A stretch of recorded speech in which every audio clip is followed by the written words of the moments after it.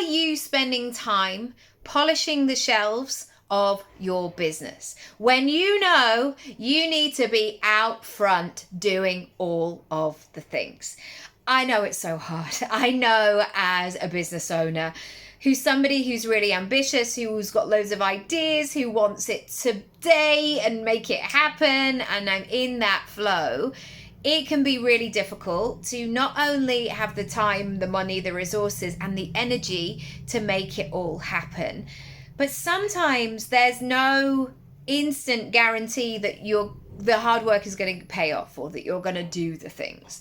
And when you're tired and exhausted, you don't want to do the things. I always say to clients who have I just haven't been visible for a while. And then they explain what's been happening in their personal life. I'm like, well, no wonder. I'm sure the last thing that you fancied doing was to put your face on the internet.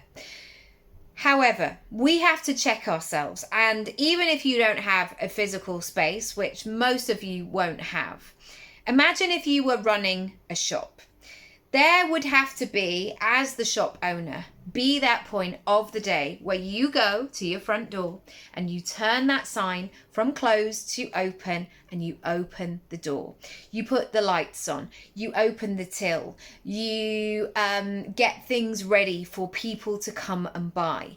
You're there available to speak to customers. You're showing people the latest stock. You're sharing your story and why you do what you do.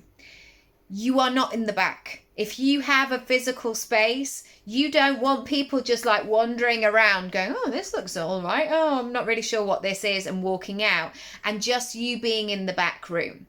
If you are the face of your personal brand, you've got to get yourself out there.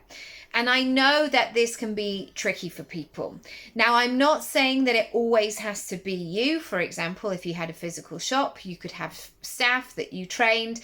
And likewise, if you're thinking about your digital disco, you can automate things, you can batch things, and you don't always have to be the one who is on. But you staying behind the scenes, not making a decision, changing your fonts, fiddling around on Canva, they're all polishing the shelves situations back here. And they're not going to move your business. I mean, there might be a point where it's I've got to organize this stock room and get it sorted. Yes, but you only need to do that once. And then for the next year, if you do a great job, you're good. That's when you need to go out and start having conversations and being in the room and being in the conversations, even though it's the last thing you fancy doing. Always think, how am I opening up?